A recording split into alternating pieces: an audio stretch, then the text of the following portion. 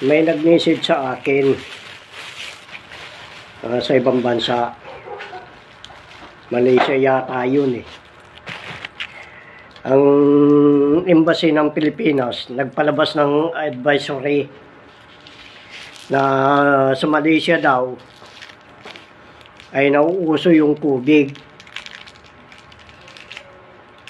Pero bakit sila naman magpapalabas ng advisory? Hindi naman sila ang ng gobyerno ng Malaysia. Ahensya ng Malaysia, yung Philippine Embassy. Eh dapat ang mag-kwan dyan, yung kwan, yung media, o di kaya. Pero hindi dapat makialam ang Philippine Embassy dyan eh. Pero ang sabi naman kasi ng Malaysian government, sawa na daw ang tao sa kubig. Gising na daw ang mga tao sa mga kabulaan ng pinaggagawa nila. Ano na ibig sabihin nun? Tatakutin na naman nila ang Pilipino.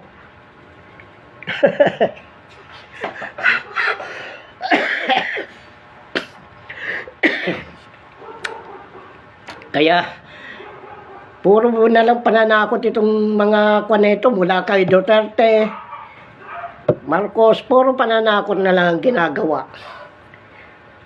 Kaya nga sinasabi ko sa inyo eh, magsilabas na tayo. Mga inutil yan eh, mga politiko na yan. Kasi dito, nagagalit sila. Bakit pinapasok ang ICC, ang Duterte? Pero, ang hustisya dito eh, kung palpak eh. May matinubang hustisya dito sa Pilipinas. Yung mga abogado nag-uusap. Yung kalaban at saka yung abogado ng kalaban at saka yung abogado mo kung ikaw ang nagdemanda.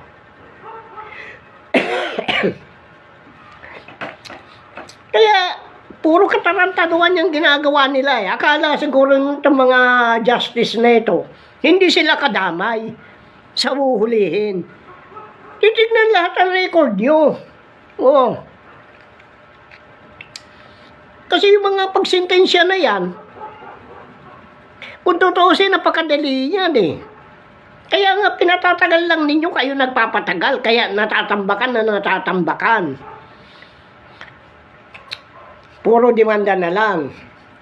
Kaya gaya yung sinabi ko noon, kaya pinatatagal yan, dahil sa dinami-dami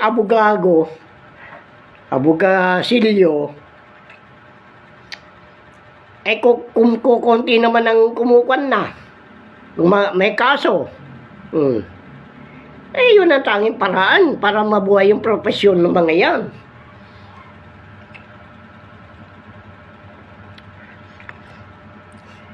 Kaya ang magiging kwan dito, injustice. Kaya huwag kayong magalit kung pumasok ang ICC dahil laman lahat ng husgado dito sa Pilipinas, puro mga inutil eh, mga salot eh. Huwag nyo sabihin dito itong sinasabi ko. kaya pagkatapos galit kayo, bakit pumasok ang ICC? Tanga-tanga itong mga kongres na ito eh. Naghuhugas kami na lang kayo dahil sa katangahan nyo eh. Inamin ni dilema na hindi na kailangan, maski na hindi na permahan ni Marcos yan, papasok ang ICC dito. Bakit? Hindi naman inamin ng ng Kongres eh. Kaya nga sabi ko, kasi abala yung utak nyo sa pagnanakaw. Sinabi lang ni Duterte na gano'n, na hindi niya papasukin ng ICC dito. Bakit? May matinubang hustisya dito? Natatakot ka na ba, Duterte? Akala Akala ko ba matapang ka? Eh, duwag ka. Alam ko duwag ka eh. Napakaduwag mo. Kaya, natatawa lang ako sa inyo eh, mga pinaggagawa nyo eh. Oh. Etong mga kongres na ito, mga kwan na ito, mga walang alam din eh. Walang alam sa batas. Silang gumagawa sa batas. Hindi naman nila alam ang batas. Oh, hindi ba Ruben Padilla? Oh. Pumasok-pasok ka dyan. At kaya ka lang naman nanalo. Kasama ka sa Pandaraya doon sa Smartmatic eh. Huwag mo sabihin hindi totoo sinasabi ko. Tarantado ka. Kaya ikaw, ang alam mo lang, scripted ang salita mo. Kung anong dinikta sa'yo, yun ang sasabihin mo. Wala ka namang utak eh. Mabuti pa yung lamok. May utak eh. Dahil kung pipisain na ganun eh, sinasabay niya kagad ng lipad eh. Pero ikaw, wala kang utak. Nakakahiya ka. Oh. Ikaw, para kang gamo-gamo. Kung wari naghahanap ng katotohanan. Ngayon, anong ginawa ng China? Anong sabi ni Bongbong? Kuno, na kailangan baguhin yung sistema ng pakikitungo sa China. Alam ko naman yung gawain mo eh. Oh. Kakampi mo ang China. Ulol. Kala mo hindi ko alam yan kung wari kakampi ka sa Amerika. Kung wari naman si Duterte kakampi sa China. Pero nagkapikunan lang kasi kayo eh. Yan ang problema nyo ngayon. Nagkapikunan kayo. Kaya nagkalantaran na.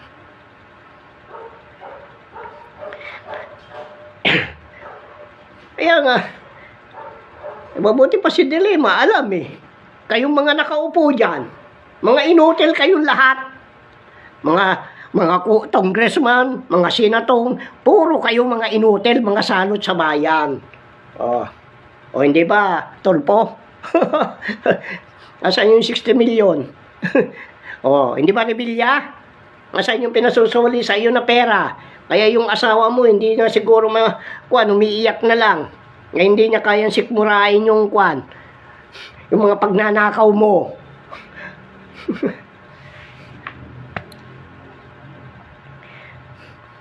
Kayo, ano nangyayari sa China? Kaya nga sabi ko, manood na kayo kung ano mangyayari doon sa US at saka China. Ngayon, linindol, kasagsagan ng isno. Nagkabali-balik-tara yung mga building. Marami din na namatay.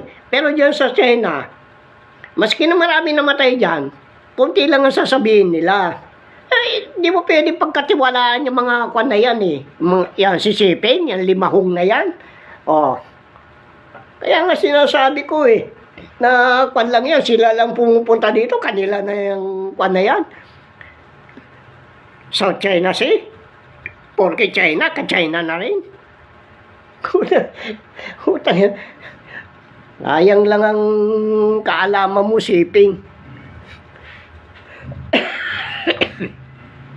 Ngayon, nakakagulo na. Ayaw ka nang sundin. Kasi lantad na eh. Matagal ko nang sinasabi yan. Yung mga comment ko sa YouTube, na ang pag-angat ng China ay hindi sa kwanyo, kundi sa pamamagitan ng kayamanan ng Pilipinas. Dahil binigyan kayo ng pagkakataon ng ng Committee of 300.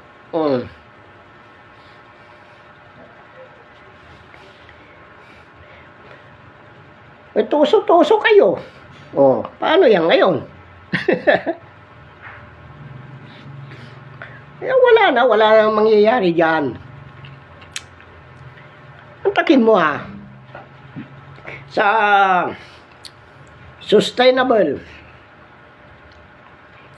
Development Goal. Ang pumirma doon, 192 bansa. Umalis ang China, umalis ang US. Siguro bumalik uli. Dahil alam na nila Dahil yung salita ko na, bibigyan ko ng pagkakataon na walain ang utang. Kaya yan, biglang tahimik ang Amerika. O dito, biglang tahimik din na, nagbabagong puri na rin ang China. O, katapos sasabihin na naman itong putang inang Marcos na ito, na, masyado siyang kaya pinaniwalaan siya. O, anong papel yan? Papel di hapon ka lang Palibasa yung pamangkin mo na ba yun yung emperor ng Japan, kaya papel di hapon ka na rin. Wala kang alam. Tanga ka bobo ka. Mahilig kang pumapil.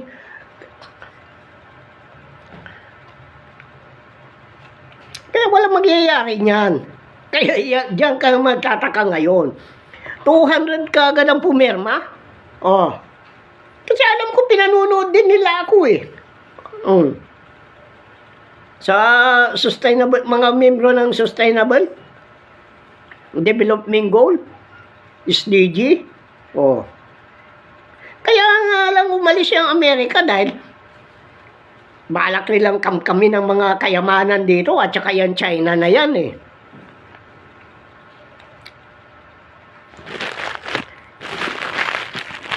Kaya ngayon dahil palpak ka, gusto mo na naman mag-iniksyon na mag-iniksyon. Iniksyon na mo yung mga military mo. Mga inutil. Masakit ako magsalita, di ba? Kayong mga military, kayong mga pulis. Kaya nga, sinasabi ko noong pa, ipaliwanag mo, Browner. Ikaw, kung talaga makabayan ka, hindi ka maka-China. Bakit? May mga communication tower diyan sa mga kampo.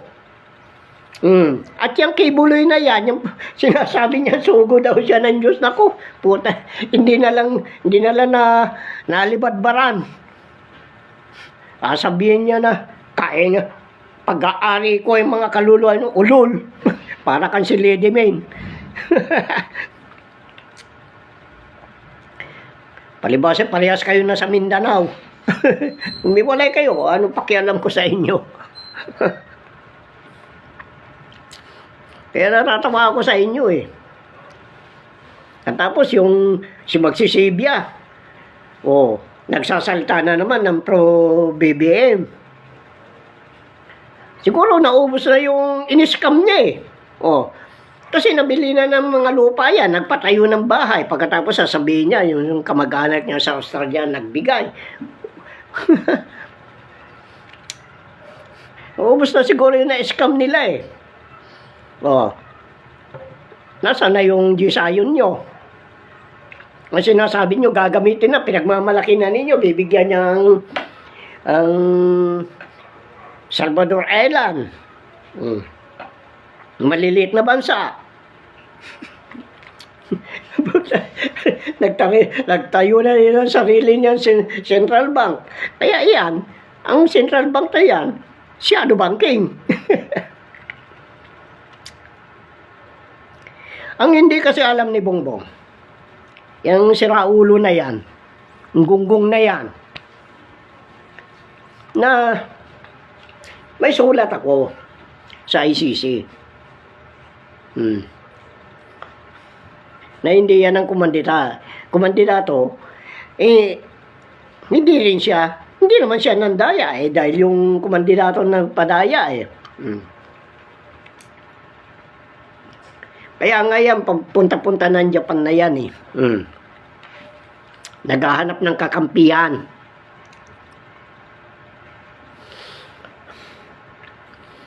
Kasi shadow government nga. O, nalalantad na yung, unti-unti na nalalantad yung mga sinasabi ko eh. Kasi may mga nag-i-sponsor din sa akin. O. Yung pagsasalita ko, ginagaya nila, pinag-aaralan nila kung tama. Tama lahat. Wala mangyayari sa bansa na ito, sabi ko. Kung hindi natin wawalain yan, ay, yung politiko at mga religion, diyan kayo. Dahil ako, malapit ko na makuha yung party ko. Pag nakuha ko yung party ko, iwanan ko na kayo. Kaya nga alam ko, dahil sa mga injustice na nangyayari dito sa bansa natin, kaya pumasok ang ICC. Ay kung matino yung maputang ng mga Supreme Court na yan, mga hustisya dito, mga ulol, mga inutil, mga salot din. Palibasa, yung namumuno, salot, kaya salot din. Kaya yung kwan na yan, karamihan din sa Pilipino, salot na rin. Mararamdaman na ninyo, marami wala ng tubig. Noon ko pa sinasabi, mawawalan ng tubig. Noon ko pa rin sinasabi na mawawalaan ng magsasarado mga bangko. Ayun, nag-uumpisa na. Kaya nga itong shadow banking ng Pilipinas, mantakim mo, pera, 500, plated na, tanso. Baka yung tanso, plated pa rin, bakal na yung loob. Kasi kung tanso kasi yan, magandang kapit ng yan. Magandang kapit ng ginto. Plated din yan.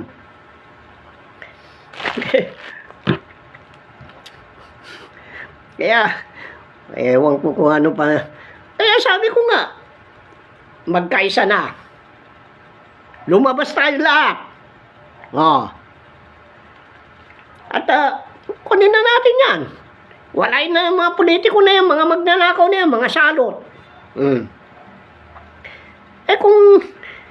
Kung nung pag ginawa yan, naku, baka nakakaramdam na kayo ng ginhawa.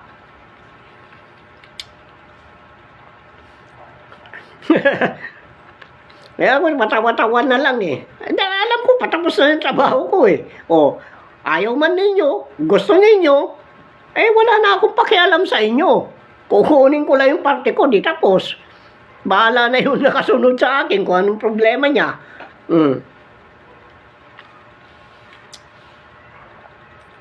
Kung palusahan kayo, di, bahala siya. Di naman ako magkukan. Kaya nga sabi ko, hindi lalabas ang mga kayamanan kung hindi malilinis ang daan. Ang gusto ng mga ito lahat kasali. Pinag-iwalay na nga ang kambing at saka tupa Ang makikinabang dyan, yung kambing.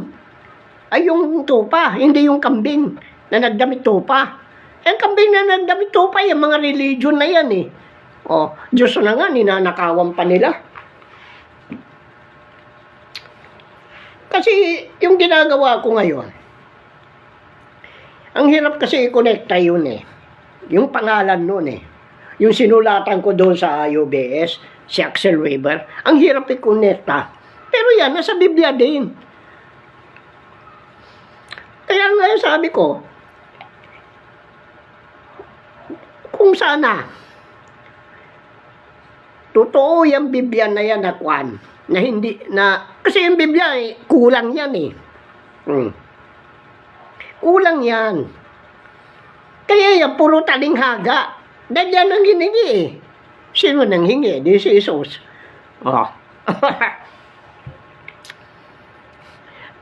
Two-third lang ang hiningi niya. Kaya nga sabi niya, iba yung bahagi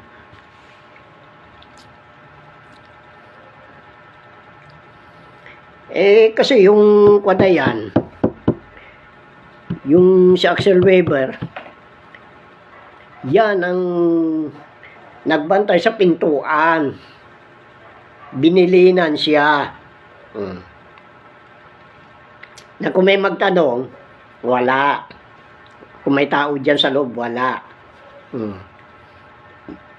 Pero, kailangan malaman mo. Dahil siya may kahilingan din. Ano inihiling niya? Saan nanggaling ang unggoy? yan ang katanungan dyan eh. Yan ang gusto niya malaman. Pag nalaman niya yan, bukas na. Yan ang ginagawa ko ngayon. Kaya lang, mahirap talaga i-connecta eh. Yung pangalan niya eh. Kailangan, eto ang kailangan. Wala din si Marcos ng ganito. Kasi sabi ko sa inyo eh. Panay ang hingi niya doon sa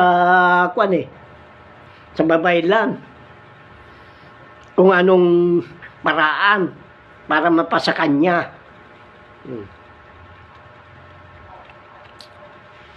Kaya yan, sinasabi ko, kailangan magsakripisyo si Juan.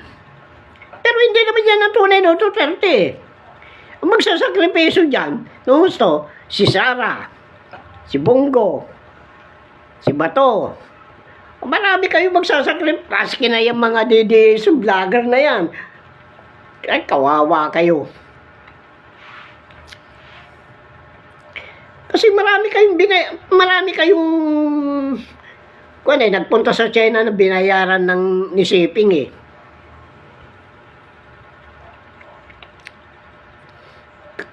Kasi hindi alam ni Siping ang gagawin na niya. Kung gaano kabilis ang asensyo ng isang bansa, ganoon din kabilis ang bagsak niya. Yan ang tandaan nyo.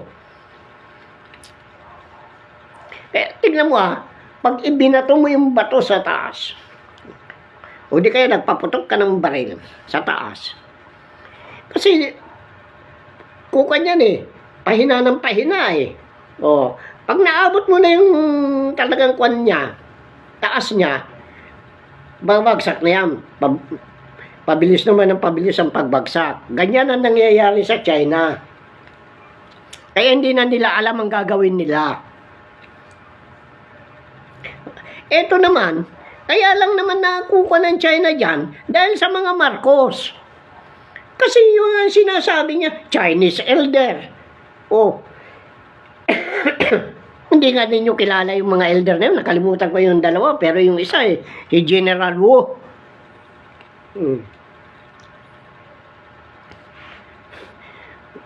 Gumagamit si Marcos na iba-ibang pangalan. Kaya yan, nakakiling sa China. Kaya siguro, ginawan din si Duterte ng clone. Yun ang mapupunta. Pagkatapos sasabihin nyo, bakit yung pananalita parehas? Meron din gumagaya nagsasalita. Nandun sa mic, dun sa baba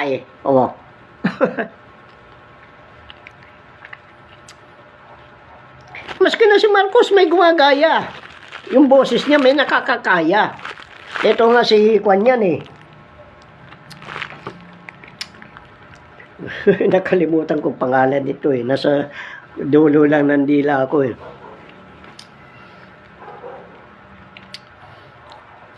Kaya lahat ng Juan na yan, meron din nakakagaya ng boses. Kaya ako, kumari, pabago-bago din ang boses ko para hindi magaya Kaya yan sinasabi ko. Kung ayaw ninyo magkaisa, palayasin natin yung mga magnanakaw dyan ng gobyerno, bahala kayo. Basta, pag nagawa ko yung gawa ko, nakarating sa kanya yan, binasa niya, kukumpara lang naman niya Pero yung tubo na kwan, binuksan na niya yun. Binasa na niya. Ni Axel Weber. Yun ang sinulatan ko. Paano? Bakit ako pinaniwala ni Axel Weber? Wala akong dokumento. Sabi ko, wala sa instruction Anong ginawa ko?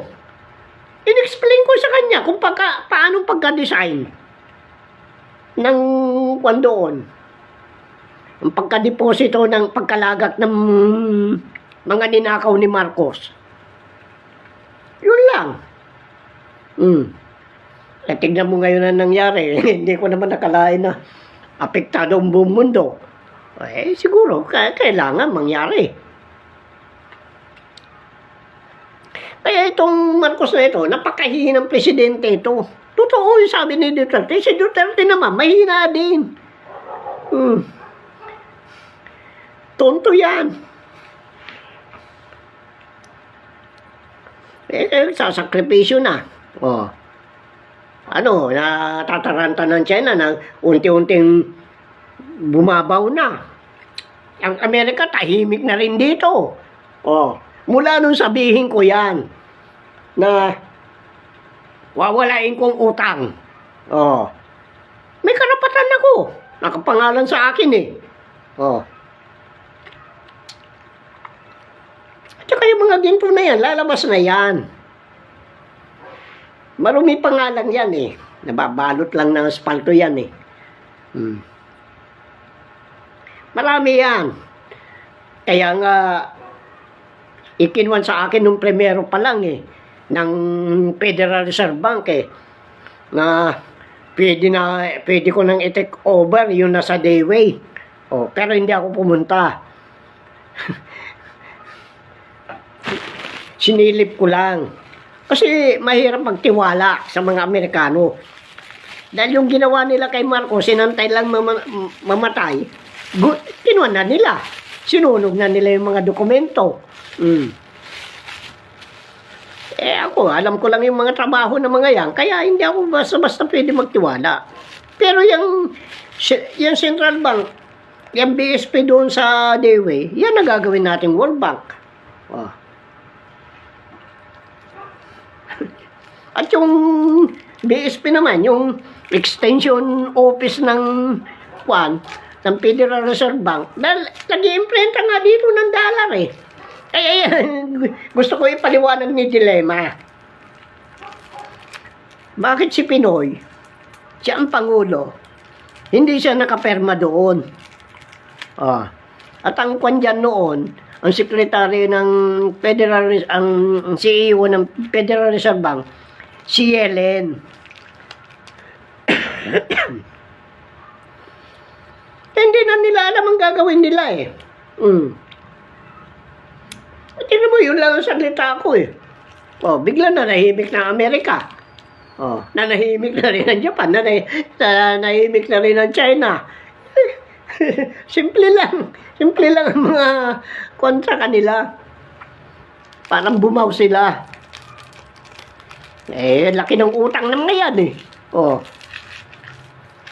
Hindi ko naman papansinin yung China hanggat hindi nila binibilang kung sisiping eh. Yan ang tanda. Maski na si Biden. Kasi yung na yan eh. Lahat yan, cover yan ng Alpha Omega.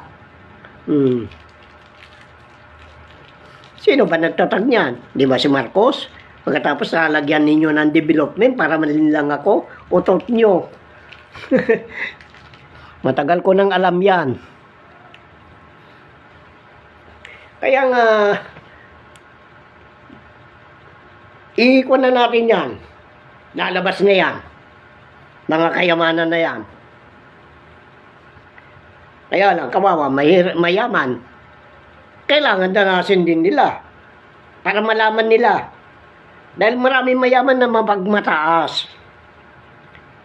Para maranasan din nila kung ano naging damdamin ng isang mahirap. Pero ang pakiusap ko sa mahirap, pag sila inakyat sa taas, huwag sila mapagmata. Hindi bali ako. Dahil ako parang binitawan ako. Kaya kumurahin ko yung mga yan eh. Ganun na lang eh. Dahil kung hindi mo mumurahin yan, tatawanan ka lang. Kailangan itatakbo sa utak ng mga yan. Ano sila salot, mga magnanakaw. Kaya, mantakin mo, ang nakakakuan na dito, iba na. Ang investigador, yung Kongreso, at saka yung Senado, inagawan na nila yung papel ng mga inutil, mga salot na hustisya. Pagkatapos sabihin, on the aid of legislation. Nako, ulul. Ibang trabaho nyo. Gusto nyo, papilan na lang lahat. Kaya nga sinasabi ko sa inyo, mga papel de hapong kayo.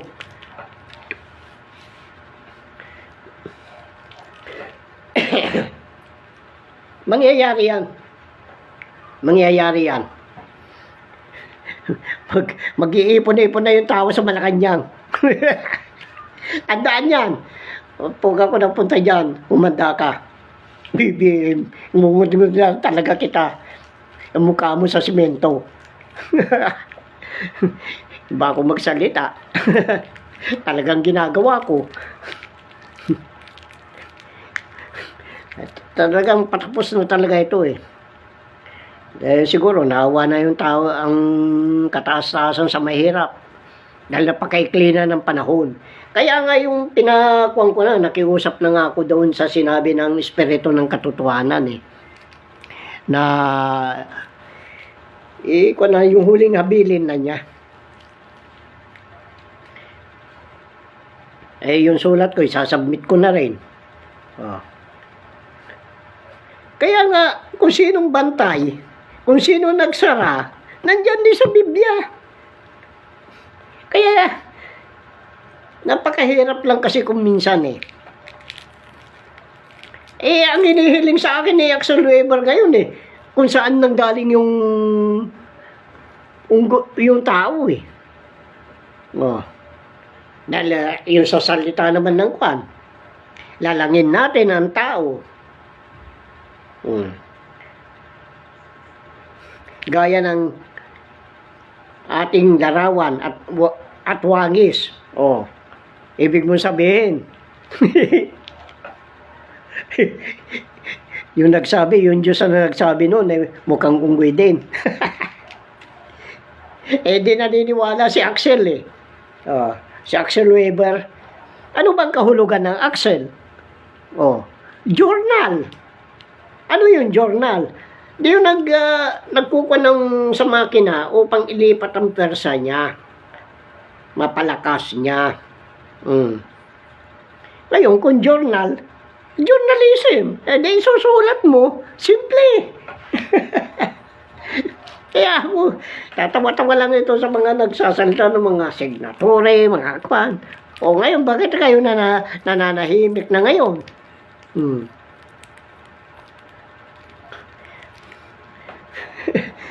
Mga signatory na ito lang ba ang mga iglesia na ito, medyo maangas itong lumataw na ito eh.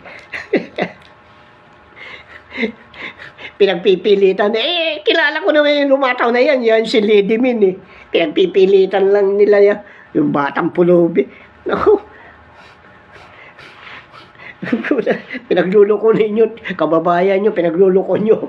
Pagkatapos manghihingi kayo ng pera, sasabihin hindi nanghihingi, tarantado kayo. Kung yung Duterte, yung hindi ninyo, hindi naman kayo ang nakakuan dyan eh. Pagkatapos sasabihin ninyo, tatayo kayo ng foundation, manghihingi. Yan na mahirap kasi pinangako ninyo sa mga kasapi nyo eh. Pag nalaman nilang bulaan kayo, maglalayasan lahat yan. Takin mo, sasabihin na ilaga kang pagtitiwala sa biyayang darating. Ano kayang biyayang darating sa kanila?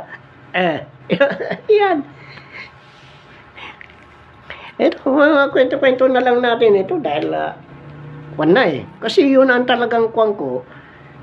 Pinalalabas na naman nila na magkakakubig sa Malaysia daw. Pero yung Malaysian government, nag-issue na igising na ang mga tao sa Malaysia. Hindi na nila pinaniniwala yung kubig. Bakit nag-issue itong embassy na ito? Balak nila dito. Bago mangyari yan, natin wala ng kubig eh. Ako inuubo. Kubig ba yun?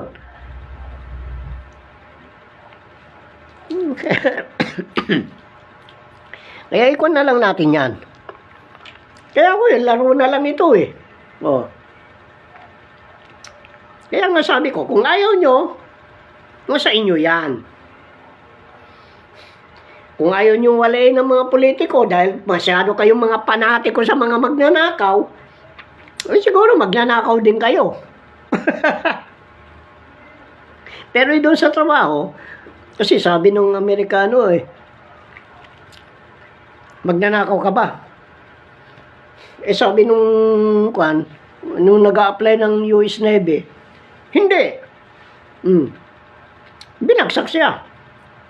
Bakit daw siya binagsak? Sabi ko naman sa kanya, tarantado ka Dapat sinabi mo oo. Kasi kung ikaw nagtatrabaho ka, medyo umiiwas ka ng konti sa